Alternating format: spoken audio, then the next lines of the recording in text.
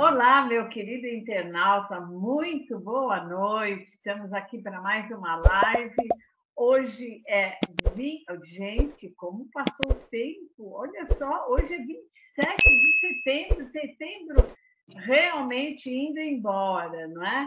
E as chuvas da primavera vieram, como choveu aqui em São Paulo, né? E esfriou também, né? Por isso que eu estou toda agasalhada. Mas, meu querido internauta, estamos a 4 dias da nossa eleição. 4 dias, hein? Vamos escolher o nosso presidente, vamos escolher o nosso governador, vamos escolher o nosso senador, os deputados federal e estadual, não é? Então, como será essa eleição será realmente muito, muito importante. Que será que reserva o nosso futuro, né? Nós temos que pedir ao nosso Deus que realmente ilumine o nosso povo, para que saiba fazer escolhas certas, né? Porque o nosso futuro depende dessa eleição. Então, esperamos, né? Esperamos que realmente seja algo que traga para o Brasil um ótimo futuro. Meu querido internauta, hoje vamos fazer uma live diferente. A gente tinha combinado na semana passada que nós iríamos iniciar este livro, porém, vamos ter que dar um tempinho, justamente por causa das eleições. Os nossos convidados estão envolvidos aí com ajudando os seus candidatos e eles não vão poder estar aqui conosco nas duas lives, nem a de hoje, né? E nem da semana que vem. Então, nós trouxemos um convidado muito querido, é o nosso amigo Alexandre Barbosa. Ele é coordenador municipal por Campinas do Movimento Conservador, o nosso amigo já de longa data, né? De longa data. E ele vai trazer hoje uma live bastante interessante. Você que é cristão, né? Você que realmente é crente num Deus criador, então nós pedimos a tua atenção, porque, olha, essa live vai ser muito, muito interessante, né? O Alexandre Barbosa, ele vai nos falar sobre a relação do líder dos sinistros, né? Com Satã. Ele vai falar sobre as discrepâncias que existem entre a filosofia, né, dos sinistros vermelhinhos. Vocês já vão entender já o que nós queremos dizer, né? Com a fé. Que relação não essa filosofia tem? Alexandre, muito boa noite. Primeiro, quero agradecer muitíssimo a gentileza de você aceitar o nosso convite. É uma alegria muito grande ter você aqui, né? Eu estou falando de São Paulo, meus queridos, eu estou em São Paulo, e o Alexandre está lá em Campinas, não é? Então, Alexandre, por favor, pode dar um alôzinho aqui para os nossos queridos internautas, né? E você pode começar a falar do assunto, que esse assunto, né? Se você quiser mostrar o livro pelo qual você vai falar, por favor, fique à vontade, o canal é seu. Bom, graça e paz, Claire Navarro, minha amiga, de longas datas, né? E parceira aí de grandes eventos. E boa noite também a Dani, que está na sonoplastia. Exato.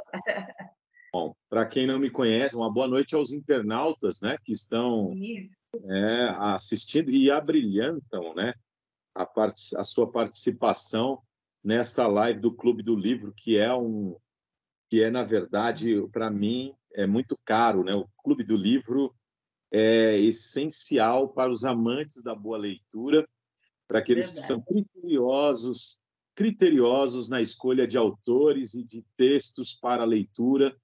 e crescimento, né? Eu sempre falo que eu não compro livros, eu compro autores. Então, Olha, que beleza! quando eu vou a uma livraria, eu não procuro livros, eu procuro autores. Então, eu quero saber Olha, que quais são boa as dica! quais são as novas obras do autor fulano de tal. Eu vou procurando assim. É assim que eu procuro livros na livraria. Olha, que legal! Boa dica, boa dica. Boa dica. Eu tenho aqui um autor que eu amo, de paixão mesmo, gosto muito. Chama-se Richard Wurmbrand.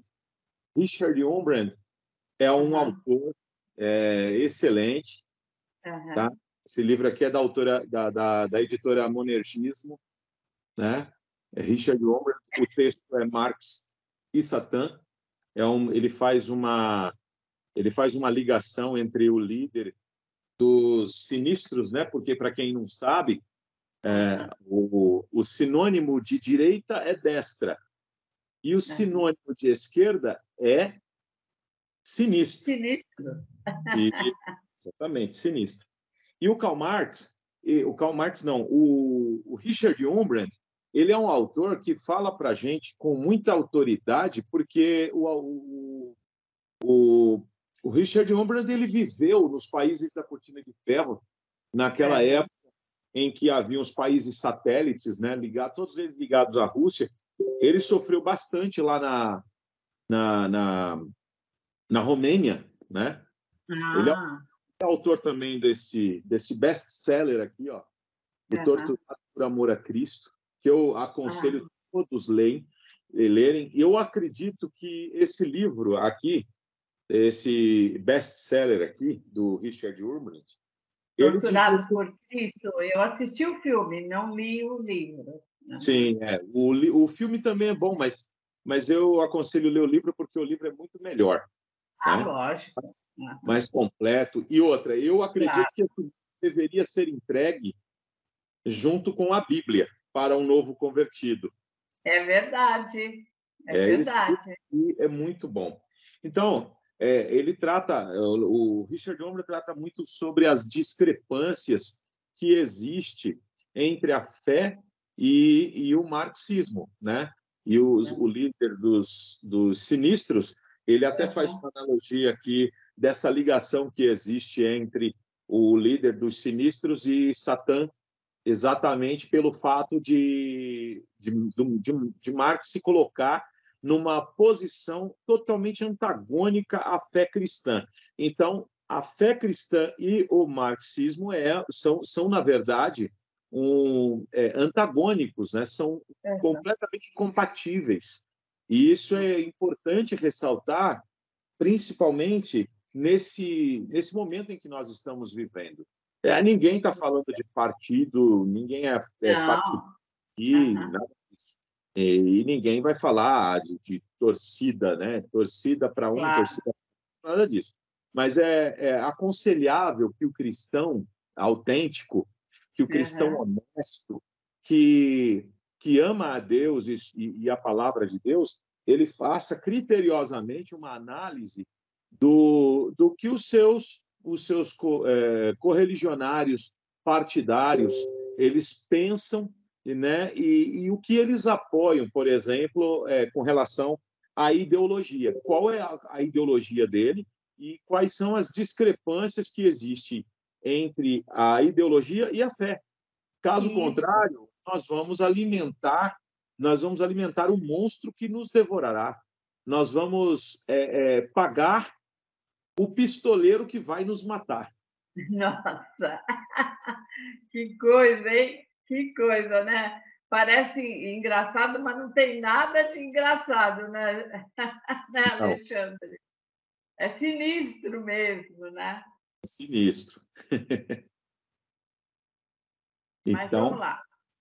Você lendo esse livro, né, do Richard, você o que você pode passar, né, para o nosso internauta, a visão desse autor, não é, sobre esse líder que já se foi, mas que deixou assim terrível, né? Uma filosofia muito, como vamos dizer, uma filosofia não tão boa para o ser humano, né? Verdade. O Richard Wurmbrand, ele fala, na verdade, ele expõe o marxismo de uma forma bem inteligente. Como é que ele faz isso? Ele fala da vida dele e do sofrimento que ele e os seus irmãos passaram nos países de cortina de ferro, na mão ou por intermédio desses sinistros, né, da ideologia marxista. Então, ele não precisa falar que foi Marx, ele não precisa falar que foi Lenin, ele não precisa falar que foi Stalin, ele não precisa falar nada disso. Ele só fala que sofreu na mão do sistema da ideologia marxista. E ele fala, ele viveu a história. Ele a história, né? Então, ele tem realmente autoridade para falar. Né? Sim. Mas vamos lá, Alexandre, vamos lá. E na verdade, ele tem tanta autoridade para falar, mesmo ele tendo passado mais de 20 anos na cadeia, né? Ele teve experiências incríveis para contar. Nós temos aí relatos, né, no próprio livro do Richard Wurmbrand, que ele fala que a igreja cooptou, a igreja que eu digo não é a igreja do Senhor, é a igreja-estado, a igreja do Estado. Sim. O Estado cooptava cristãos traidores, aqueles que se trajavam de cristãos, que estivessem dispostos a trair o seu povo, para que essas pessoas, como é que se diz, caguetassem, né? Entregassem os seus irmãos, né? Para o Estado. Então, havia uma igreja do Estado e uma igreja subterrânea. Olha só. A igreja do Estado e a igreja subterrânea. E qual é a igreja do Estado? A igreja do Estado não adorava Cristo, a igreja do Estado adorava o Estado. O Deus da igreja do Estado era o Estado, né? A igreja de Cristo, ela estava se relacionando e adorando a Deus nos bueiros, nos becos, nos sótãos, né? Nos locais onde ninguém podia ver, porque se encontrassem um cristão adorando a Deus, eles pagariam um preço altíssimo. E o pior, que quem sofria na mão desses comunistas eram as mulheres. Por quê? Porque elas caíam na cadeia e eram violentadas, pelo tempo que elas estivessem lá. Isso violentadas por soldados, né, dos países, né, da ideologia, né, no caso. Passavam muito tempo lá e, quando voltavam, elas voltavam acabadas, destruídas, como foi o caso de uma moça que estava para casar, mas ela era contrabandista de Bíblia. Ela entregava a Bíblia na Romênia, ela saía distribuindo Bíblias e tal de forma secreta, não podia, mesmo dentro da igreja do Estado, não podia. E o resultado foi o seguinte: essa moça, no dia do seu casamento, ela foi abordada pela polícia secreta. A polícia secreta daquela época descobriu que ela ia casar, e então eles disseram: não vamos prendê-la agora, vamos esperar o dia mais feliz de sua vida. Olha que coisa, vai ser maior. Então, o que eles fizeram? Eles esperaram o dia do casamento dela, e quando chegou o dia do casamento, eles arrombaram a porta do local onde ela estava se casando e decretaram a prisão daquela moça que era contrabandista de Bíblia. O resultado é que ela olhou para o seu marido, para o seu noivo, no caso, e pediu para que ele esperasse ela, né? Ela simplesmente deu os punhos, os soldados colocaram as algemas, ela levantou para o alto, beijou as algemas e agradeceu a Deus pelas joias que ela estava recebendo por Cristo, né? E ela foi presa. E 14 anos depois ela voltou. Nossa, 14 anos. 14 anos. E ela perguntou, depois que saiu da cadeia, onde estava o noivo. E aí disseram, ele está no mesmo lugar que vocês interromperam o casamento. E quando chegou lá, o noivo dela estava no mesmo lugar, aguardando ela para se casar. Ela olhou e disse assim, eu estou muito feia, eu estou muito acabada, a prisão me destruiu. E ela começou a contar o que estava acontecendo, o que aconteceu na prisão. Ele pediu para ela ficar quieta e disse, isso não importa, a partir de agora, nova vida. Você, para mim, é a mesma pessoa de 14 anos atrás. E os dois se casaram e morreram, é evidente, foram mortos, né, pelo regime daquela época. Mas, né, fizeram a vontade de Deus, pregaram o Evangelho, pregaram a Cristo, né? E Marx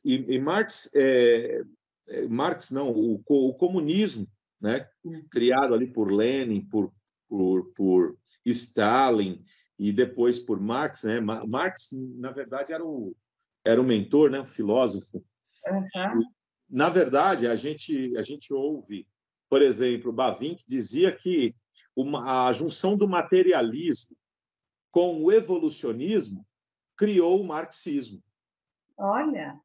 Né? Que é hoje praticamente incompatível com a fé cristã. Não existe uma forma de marxismo cristão, porque o próprio Marx ele dizia que a religião é o ópio da sociedade. Né? Ou seja, a religião é uma droga. E para ele era uma droga. Né? Ele era uma droga, né? Então, lamentavelmente, hoje nós temos pastores, nós temos irmãos, entre aspas, eu não consigo considerá-los como irmãos, a não ser que sejam ignorantes, que apoiam, como é que eu posso dizer? Que concordam com essa filosofia. Isso, exatamente, concordo com essa filosofia. Eu conheço pessoas que são ignorantes e tal, que não conhecem, porque, na verdade, a gente entende que quem lê o marxismo, quem lê o socialismo, quem lê Marx... Quem lê o Manifesto Comunista, né? Isso.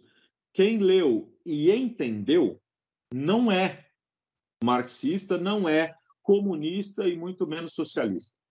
Agora, quem não entendeu é que é. Exato. Nós temos vários relatos, Claire. Temos vários relatos, até pelo Richard Wurmbrand, porque Richard Wurmbrand ele ia morrer nos países da Cortina de Ferro. O que aconteceu? A Igreja do Ocidente resolveu resgatá-lo antes que ele morresse, porque queria que ele fosse um mártir vivo, e esse mártir vivo deixasse relatado todo o sofrimento que ele passou na Romênia, que era um dos países da Cortina de Ferro. Então, fale um pouquinho, Alexandre, sobre o que viveu o Richard.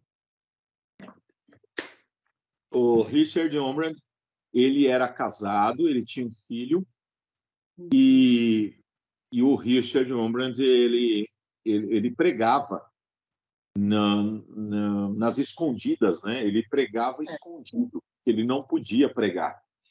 E ele testemunhou vários outros irmãos que pregavam também. Conheceu muitos na cadeia e ele dizia que a dor era tão grande quando os soldados pegavam ele pregando, que nem, por exemplo, tem um caso interessante, que ele estava pregando para os soldados, e aí o general chegou na hora e pegou ele pregando para os soldados. Então, quando pegou ele pregando para os soldados, o general pediu para que dessem uma surra nele, tirassem ele dali e dessem uma surra nele. E levaram ele para o cantinho e deram uma surra, quebrando costela, batendo forte. E jogaram ele no mesmo lugar que ele estava.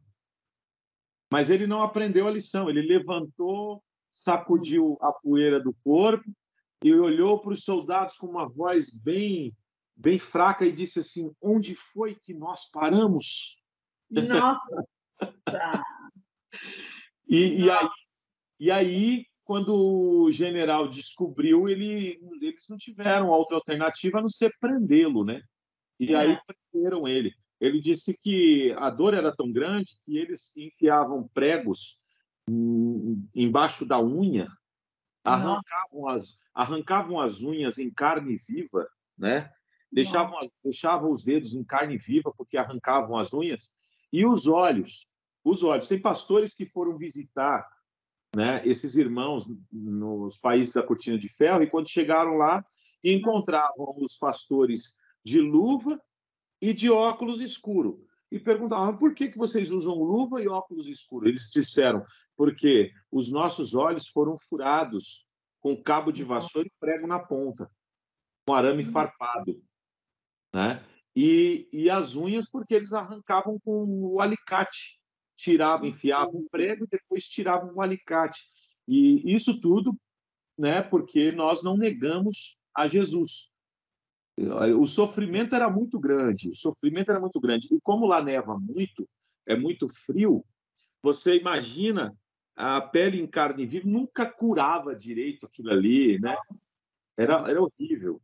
Então, ele teve uma hora que eu acho engraçado, eu acho comovente, né, quando ele fala que tem certos momentos na prisão, no livro dele, ele fala tinha certos momentos na prisão que ele sofria tanto que ele orava a Deus pedindo para que o Senhor aliviasse essa dor. E Deus enviava um anjo dentro da cadeia, e esse anjo tocava neles e eles adormeciam, dormiam, e não conseguiam sentir a dor máxima naquele momento. Era um sofrimento inigualável, né? Era um sofrimento. E não era só ele, né? Era ele e os seus amigos, os seus irmãos, que ajudavam na pregação. E que um momento assim que toda a humanidade vive agora, né? Nós estamos vivendo porque a filosofia caminha a passos largos.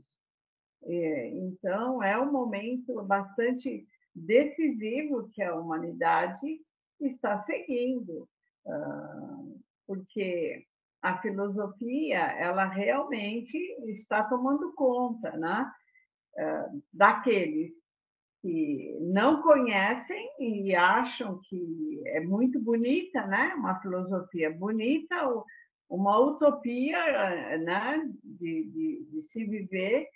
E aqueles que realmente conhecem é porque estão muito envolvidos, né? Algumas coisas são úteis, interessantes, né, para essas pessoas. Então, Alexandre, realmente a humanidade, né, vamos dizer assim, a humanidade está diante de uma encruzilhada, não é? Segue para a direita ou segue para a esquerda? Ou vai. Como é que faz, não é? Não tem outro caminho, não é? Tem que tomar uma decisão. Para que lado vai? Eu tenho mais medo daqueles que falam assim: eu não sou direita nem esquerda. Né? O que é direita e o que é esquerda, eles colocam um alvo nas costas e você identifica fácil. Agora, quem diz eu não sou nem direita nem esquerda, você fica sempre com uma incógnita, né? Porque eles são aqueles ditos isentões que querem agradar todo mundo. E são esses que realmente vão definir o destino, né, de muitos países, né? São esses que vão definir realmente. Eles acabam definindo. O livro do Richard Wurmbrand é tão interessante que ele conta um fato que ocorreu na sede do julgamento lá do Parlamento Socialista lá na Romênia. Ele conta, ele estava nessa reunião e aí ele viu, ele e a esposa viram os pastores entregando os cristãos, os seus irmãos. Poxa. E aí a esposa olhou para ele e falou assim: você não vai fazer nada, você vai ficar vendo os pastores entregando os seus irmãos, irmão entregando irmão, e você não vai falar nada? E então ele olhou para ela e disse assim: se eu falar, você será viúva, né, de um pastor morto. Ela disse assim: eu prefiro ser viúva de um pastor morto do que de um covarde vivo. E aí ele se levantou contra, denunciou e foi preso de novo. Nossa, olha. Mas ele, no final, você disse que ele foi resgatado por outros países. Como que foi esse resgate? Ele foi resgatado pela Igreja do Ocidente, né? A Igreja do Ocidente resgatou ele e ele foi morar nos Estados Unidos. Ele chegou a vir no Brasil também. Né? Chegou a vir no Brasil. E eu me lembro dessa época que ele veio no Brasil. Só que, assim, falaram muito pouco sobre ele, porque até a maioria dos cristãos naquela época, nós não sabíamos, tá? Era bem velado nessa época. Já existiam ideólogos socialistas dentro da igreja e não permitiu a divulgação. Tanto é que esse livro aqui, ele é um livro muito pouco divulgado. Eu conheço muitos teólogos cristãos, né, teólogos formados que não conhecem não sabe quem é, nunca ouviu falar em Richard Umbland, entendeu? E isso é triste, porque eles continuam no engano. Né? Pessoas que sofreram tanto pelo Evangelho, né? E não são, e a própria igreja o desconhece. Sim, sofreu bastante Richard Umbland, mas chegou aos Estados Unidos e pôde ali testemunhar de tudo o que aconteceu. E graças a isso, hoje nós temos aqui relatos do Richard Umbland, o fundador da Voz dos Mártires, e que o mal, né, que essa ideologia maligna, ela é capaz de fazer. Né? Isso que é interessante. Muitos ainda fazem questão de passar e não notar, né, o valor desses escritos e da presença de Richard Umbland, da experiência de Richard Umbland em todo o mundo, né? Ele escreveu muitos livros. Esses são os principais, né? O Torturado por Amor a Cristo e o Marx e Satã. Ele tem outros, não muitos títulos em português, tá? Até porque, né, por motivos óbvios, muitos livros dele não conseguiram vir para o Brasil, não era interessante para quem estava no poder. Portanto, não houve um incentivo para a tradução desses livros. Né? Você lembra quando ele esteve no Brasil? Você vai lembrar o ano ou não? Não, eu não lembro. Não lembro o ano. Mas a gente pode fazer um pedido aqui para o nosso querido Google, Dr. Google, né? E pesquisar. Né? A gente não tem, porque é que nem eu falei para você, olha, até o Wikipedia, como é que você fala, é difícil, não informa tudo sobre ele, né? Não informa. O Richard Umbland foi um homem extraordinário, foi um homem de Deus, abençoado. Né? E ter resistido 20 anos, meu Deus, 20 anos preso, sendo torturado, realmente além de tudo, é um milagre a sobrevivência desse homem, né?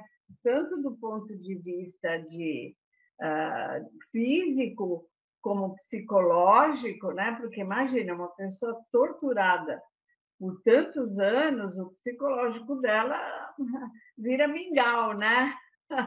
Se você colocar, por exemplo, não precisa comprar o livro, mas se você puder comprar, eu recomendo, né? Eu acho que é excelente.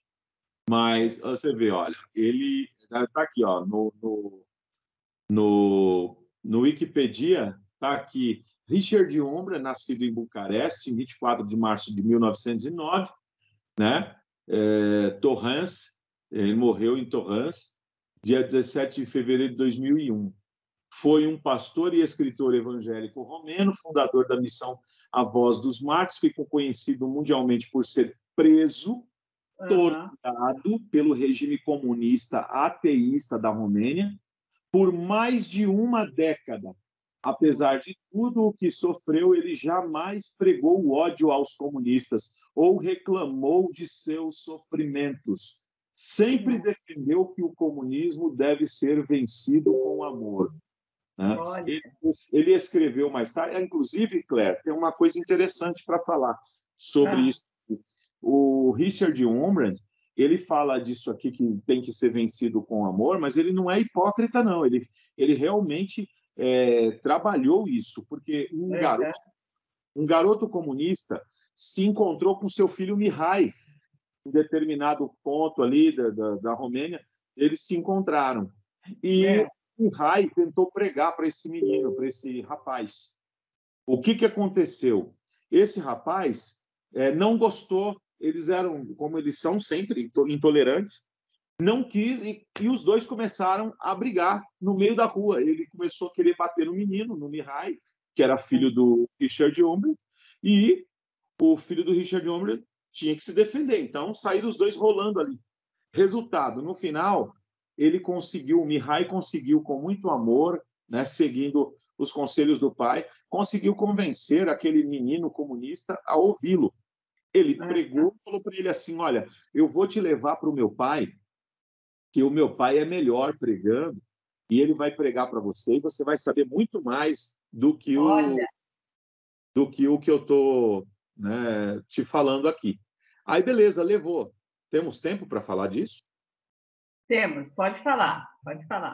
E então, aí ele levou o menino para casa. Quando chegou em casa, o Richard Umbra olhou e ficou assustado, porque o menino era comunista. Perguntou o que está acontecendo. E Mihai falou, pai, eu trouxe aqui para o senhor pregar para ele. E aí o Richard Umbra começou a falar com o garoto e explicar, olha, Jesus, por você, sofreu chicotadas, o azorrague, que era 3 alças de com chumbo e pele de carneiro na ponta, que, né, o chumbo fura e o carneiro corta. Então, ele sofreu isso por você. Ele também sofreu os espinhos que perfuravam a sua fronte, sangrando, o sangue nos olhos atrapalhavam a visão. E ele padeceu ali muitas dificuldades, levando a cruz pesada por sua causa. E aí foi citando. E o menino olhou para o pastor e disse assim, pastor, Jesus sofreu tudo isso por mim? Ele disse sim. Ele disse, então eu vou agora na Praça Central da Romênia e vou dizer a todo mundo, o comunismo não presta, Jesus é bom. Ai, olha! Richard Umbra olhou para ele e falou assim, não faça isso, meu filho. Se você fizer isso, vão te matar. Olha! O menino olhou para o pastor e falou, pastor, Jesus realmente sofreu tudo isso por mim? Ele disse sim. Então vale a pena eu sofrer isso por ele. Nossa, olha que lindo! O menino voltou para a Praça Central da Romênia e lá na Praça Central da Romênia o menino gritou, né? Gritou com toda a força dos seus pulmões e disse, ele bateu as mãos na parede. Bateu as mãos na parede, estourou as bolhas de sangue e os seus dedos viraram uma caneta. E ele escreveu na parede assim, ó, vocês conseguiram tirar... Não, melhor dizendo, depois disso, lembrando, agora relembrei, depois o menino sofreu tanto com as unhas cheias de sangue que eles arrancaram a língua do menino para o menino não falar mais. Nossa! Aí foi que o menino, ao perder muito sangue, ele pensou, antes de morrer, eu vou escrever isso aqui. Ele caiu no chão, bateu a mão na parede, estourou as bolhas de sangue e começou a escrever. Vocês conseguiram arrancar a minha língua, mas não conseguiram tirar Jesus do meu coração. Nossa! O general olhou aquilo e falou assim, o menino morreu, caiu no chão e morreu. O general olhou para um soldado e falou assim, vai lá, pega água e uma bucha e tira essa palhaçada da parede. E aí foi lá, pegou água, Deus preparou só um baldinho para ele, bem pequenininho. Pegou o balde, foi lá, arrancou. Vocês conseguiram arrancar a minha língua. Faltou água, ele voltou para pegar mais água para terminar. Aí, quando pegou a água, voltou, estava lá escrito, mas não conseguiram tirar. Aí ele acabou a água, ele voltou. Aí o soldado, quando volta novamente com a água, o general parou e ficou olhando a última frase que ficou lá, Jesus do meu coração. E ele olhou, e o Espírito Santo, que é missionário, que trabalha no coração do homem, começou a trabalhar no coração do general. E ele olhou e falou assim, como é que pode uma criança ser capaz de morrer por alguém como esse Jesus?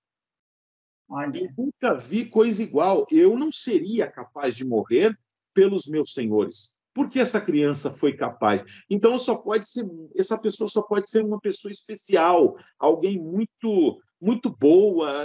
E fica passando um monte de coisa na cabeça do general. E quando o rapaz chegou com a água para terminar o serviço, ele falou, não, para. Pediu para o rapaz parar. E aí ele começou a se arrepender de tudo que ele tinha feito com o menino. Ou seja, naquele dia, 300 soldados se converteram a Cristo por causa do... Que coisa incrível, que história! Esse relato está neste livro maravilhoso aqui, do Richard Young. Que maravilha! Que maravilha, Alexandre! Nossa! É comovente, realmente, aqueles que deram a sua vida por Cristo. Eu avalio o galardão que os espera na eternidade, né? Que coisa maravilhosa! Alexandre, nós vamos ter que ir para as considerações finais, né?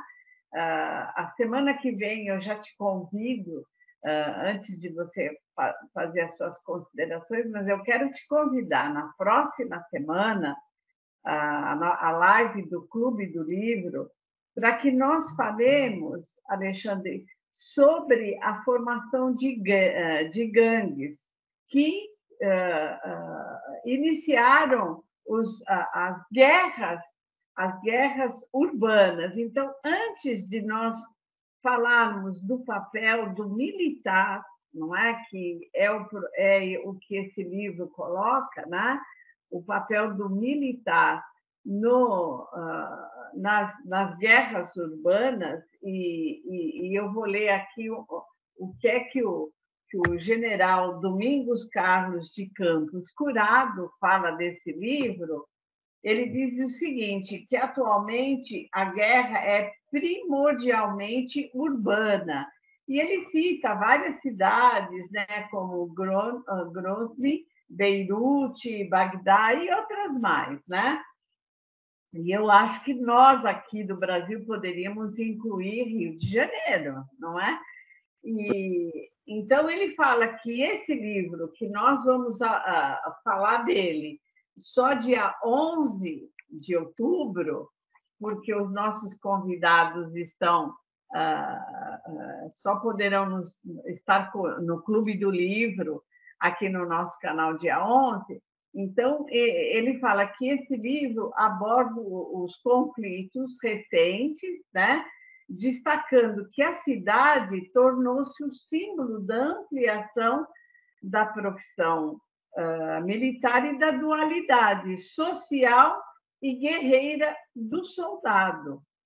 Então, esse livro ele vai falar da visão militar, como que o militar ele precisa hoje estudar muito e como que ele pode conviver realmente numa guerra urbana, porque o militar ele se prepara para um inimigo que ele vai conhecer, não é? Um inimigo numa guerra normal. Agora, a guerra urbana é complicadíssima, porque o soldado ele não sabe exatamente quem é o inimigo dele, porque a população está no meio. Então, é bem complicado. Então, antes de nós falarmos do papel do soldado, né, do militar nas guerras urbanas, nós vamos falar como que elas se originaram, né? Se originaram em gangues.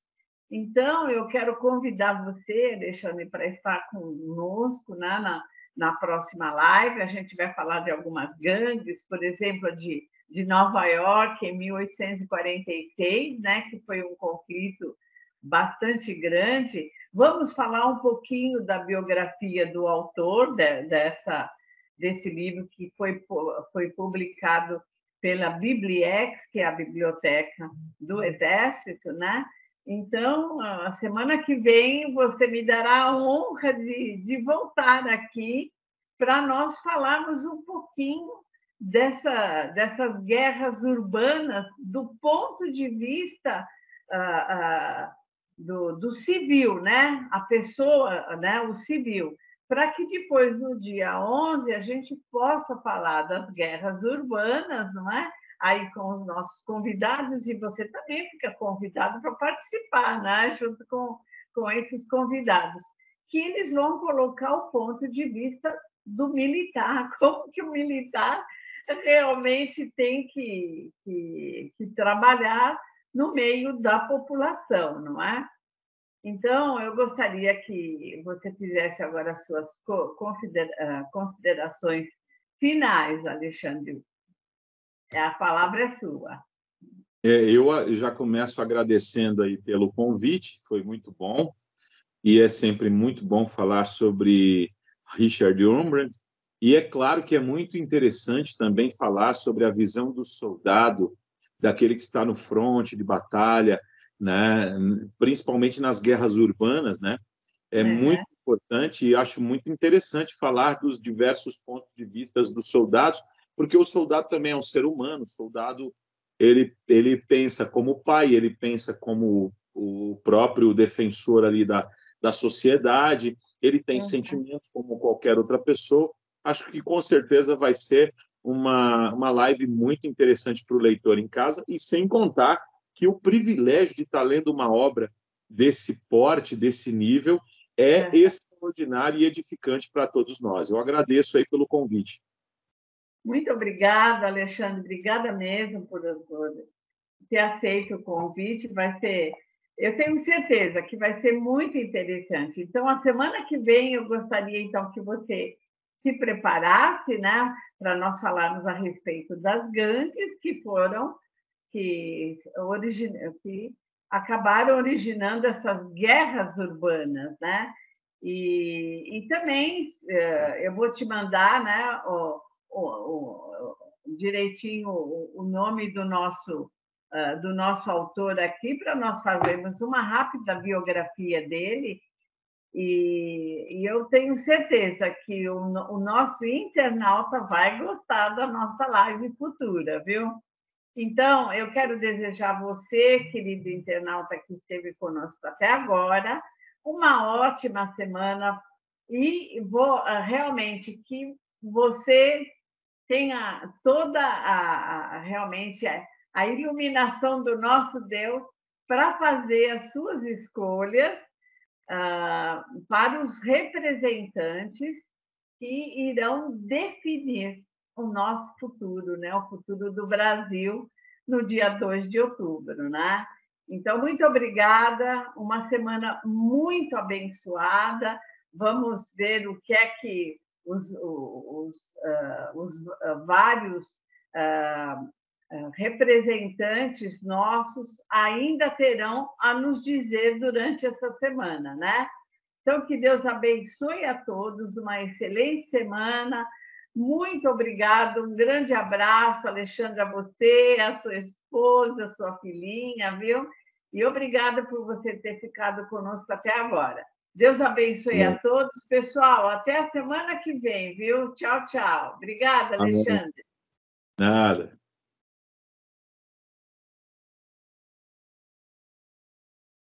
Verdade, em alguns pontos, a universidade, ela tem virado, e eu acho que eu posso fazer essa crítica aqui, porque o mundo acadêmico é um mundo para você fazer a crítica.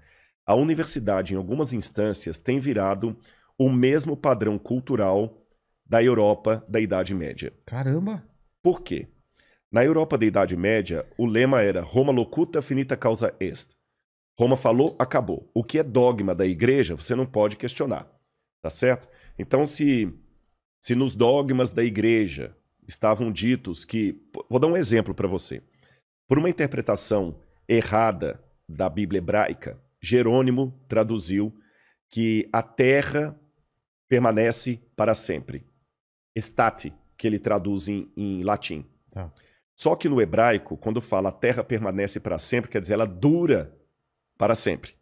Mas São Jerônimo cometeu um escorregadela lá em latim e traduziu a terra fica parada para sempre. Tá certo? Aí você vê a briga de Galileu Galilei, quando quase foi execrado pela Inquisição da Igreja, pelo Santo Ofício, porque ele falou que a terra por si move. Então, naquela época, você ousar dizer algo contra os dogmas da igreja, você estava cometendo um suicídio intelectual e, ao mesmo tempo, social. Porque não podia falar nada contra excomungado. Não podia falar nada contra o dogma da igreja. Roma locuta, finita causa est. Roma falou, silêncio, shut up, acabou. Hoje, nós temos alguns mantras também colocados nas universidades que não abrem espaço para o diálogo. Você entendeu? Não abre espaço para o diálogo. Infelizmente, eu posso dizer isso. A universidade deixou de ser aquele centro de ideias até divergentes para dialogar, especialmente na área de humanas, para se tornar apenas repetição de mantra. A gente vê muitos congressos aí, todo mundo falando a mesma coisinha, a mesma coisinha, a mesma coisinha, o mesmo mantra, a mesma filosofia, a mesma ideia, apenas com um detalhezinho aqui e outro ali.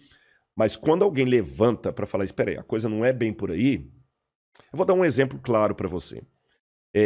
Como é que às vezes a universidade também reflete. Se você estudasse na USP, na Universidade Federal do Rio de Janeiro, por exemplo, nos anos 70, principalmente que ali bebiam muito da escola francesa, se você falasse alguma coisa de Karl Marx, você seria execrado. Não haveria espaço para você, na área de humanas, citar o Capital de Karl Marx. Nunca. Nunca. Você está entendendo? Não tem nem vez para você. O comunismo era uma coisa completamente abjeta.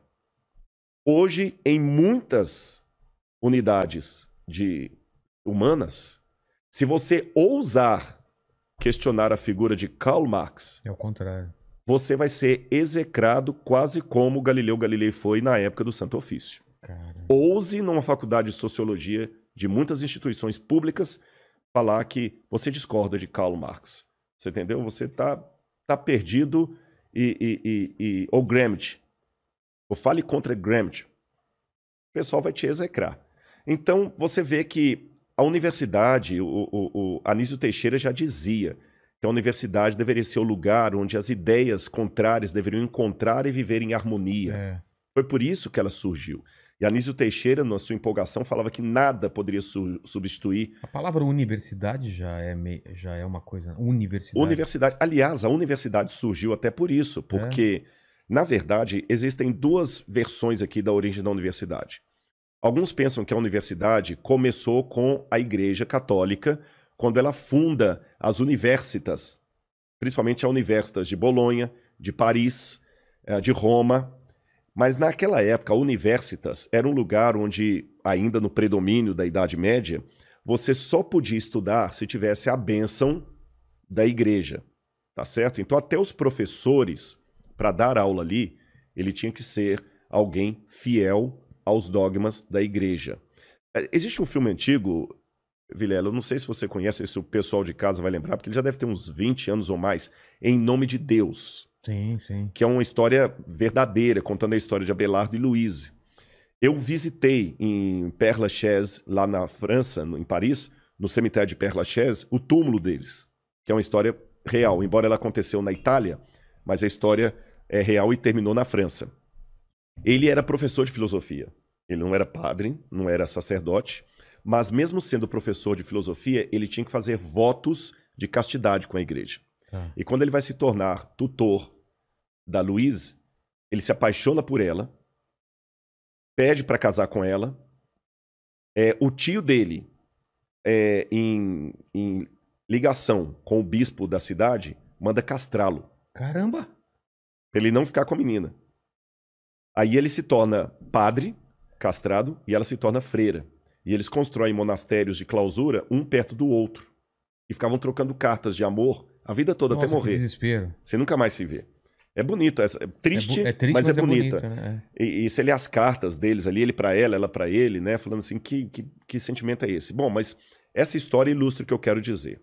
Naquela época, ele era professor, mas ele não podia se dar ao luxo de casar só porque ele era um professor formado por uma universitas. Todo mundo que estudava lá tinha que ter, em primeiro lugar, o título de teologia. Por isso que quase todos os que formavam nas universidades eram primeiro teólogo para depois ser outra coisa. Tá. Com o tempo, na época de Tomás de Aquino, Carlos Magno, que a igreja começa a valorizar a filosofia aristotélica, eles começam a falar, então tá bom, a filosofia, que era ancila teológica, como se diz em latim, a serva da teologia, agora ela é a mãe da ciência. Então quando você estuda lá, você tem que ser, em primeiro lugar, filósofo. É por isso que a gente, quando faz doutorado, na América, eles chamam de PhD, doutorado em filosofia, mas o cara é físico. Mas ele é um PhD, doutor em filosofia. Ele é médico, né? Ele é pastor, mas ele fez um PhD, doutorado em filosofia. Nunca estudou filosofia. Filosofia virou nome genérico. Entendi. Então você não tinha como escapar da filosofia eclesiástica, tomista, aristotélica, Santo Tomás de Aquino, e da teologia. Você não podia nem falar assim, não, então tá bom, então eu desisto de ser professor, eu vou casar com a menina que eu tô... Não. Não tinha essa opção. Não tinha essa opção. Hoje, a academia, eu sei que muita gente está assistindo, está se revirando, porque não está aceitando o que eu estou falando, mas é a mais pura verdade. Está chegando uma época em que os alunos universitários têm que aprender a questionar a própria universidade. Porque esse é o papel da universidade. Fazer o aluno ser mais do que simplesmente o refletor do pensamento alheio. Reproduzir o pensamento alheio. E hoje nós estamos produzindo acadêmicos em série. Você vê as pesquisas, as teses, os artigos científicos, é material em série. Você está entendendo? Especialmente na área de humanas, que é a área que eu sou. Não estou falando de todas. E se você, hoje, fala assim, peraí, mas eu discordo dessa visão aí do professor. Acabou. Não tem mais vez para você. Se você não compra as pautas sociais com o discurso que é dito hoje dentro, você está execrado pelos professores, pelo diretório estudantil, você está entendendo? E quem vai fazer mestrado e doutorado sofre muito. Então nós estamos, de certa forma, sem nenhum anacronismo, eu diria, revivendo a época medieval, só que na época das luzes. Exatamente.